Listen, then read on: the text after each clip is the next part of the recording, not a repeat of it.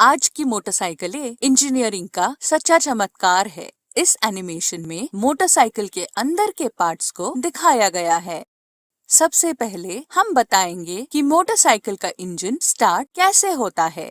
सभी मोटरसाइकिलों में किक स्टार्टर या सेल्फ स्टार्टर या दोनों होते हैं। किक स्टार्टर मैकेनिज्म सरल है फिर भी रोचक है।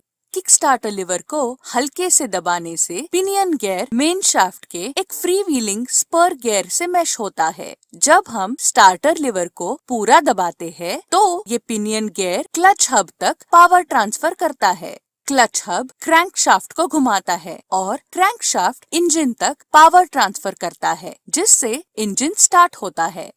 सेल्फ स्टार्टर सिस्टम में इलेक्ट्रिक स्टार्टर मोटर इंजन को स्टार्ट करने के लिए पावर देती है।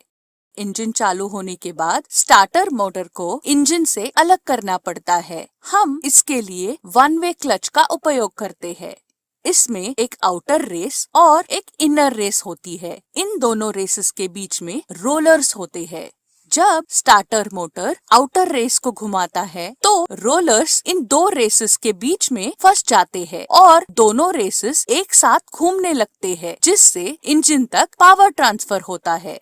इंजन चालू होने के बाद इनर रेस स्टार्टर मोटर से ज्यादा तेजी से घूमने लगते हैं, जिससे रोलर्स स्वतंत्र हो जाते हैं और आउटर रेस तक पावर ट्रांसफर होने से रोकते हैं। इंजन स्टार्ट होने के लिए इंजन के अंदर इग्निशन होना जरूरी होता है। मोटरसाइकिल इंजन में इग्निशन के लिए एक स्पार्क प्लग का उपयोग किया जाता है। स्पार्क प्लग को ठीक से स्पार्किंग करने के लिए 20,000 वोल्ट तक आवश्यकता होती है। यहाँ दिखाए गए मॉडल में स्टेटर का उपयोग करके वोल्टेज प्राप्त किया जाता है। मोटरसाइकिल के स्टेटर में कॉपर कॉइल्स होती है। इंजन के फ्लाईव्हील में परमानेंट मैग्नेट्स होते हैं, जो फ्लाईव्हील के साथ घूमता है और कॉइल में करंट पैदा करता है। स्टेटर का प्रत्येक आउटपुट अलग अलग सिस्टम को पावर देता है, जो इस डायग्राम में दिखाया गया है।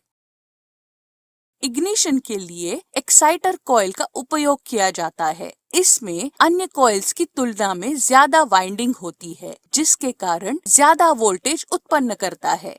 एक्साइटर कॉइल से उत्पादित वोल्टेज CDI यूनिट को सप्लाई की जाती है। AC CDI यूनिट का कनेक्शन यहाँ दिखाया गया है। CDI यूनिट के अंदर एक कैपेसिटर होता है, जो चार्ज को स्टोर करता है। फ्लाईव्हील के पास में पिकअप कॉइल होती है। पिकअप कॉइल में एक मैग्नेट होता है, जिसके ऊपर कॉइल होता है। फ्लाईव्हील की बाहरी सतह पर प्रोजेक्शन होती है। जब फ्लाईव्हील घूमता है और पिकअप कॉइल के पास प्रोजेक्शन पहुँचता है, तो कॉइल में वोल्टेज उत्पन्न होता है। यह वोल्टेज CDI यूनिट के अंदर के एक स्विच को चालू करता है, जिससे सभी चार्ज कैपेसिटर से डिस्चार्ज हो जाता है। यह वोल्टेज को और बढ़ाने के लिए इग्निशन कॉइल का उपयोग किया जाता है। इग्निशन कॉइल एक स्टेप अप ट्रांसफार्मर है, जो इनपुट वोल्टेज को 200 गुना तक बढ़ाता है, जो स्पार्क प्लग को फायरिंग करने के लिए पर्याप्त है। मोटरसाइकिल में कई अन्य पार्ट्स होते हैं, जो मोटरसाइकिल के निरंतर संचालन में मदद करते हैं।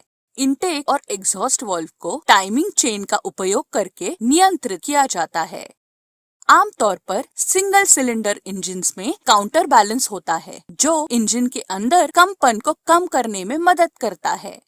क्लच क्रैंकशाफ्ट से ट्रांसमिशन सिस्टम तक पावर ट्रांसफर करता है। ट्रांसमिशन सिस्टम मोटरसाइकिल की पावर और स्पीड को बदलने में मदद करता है।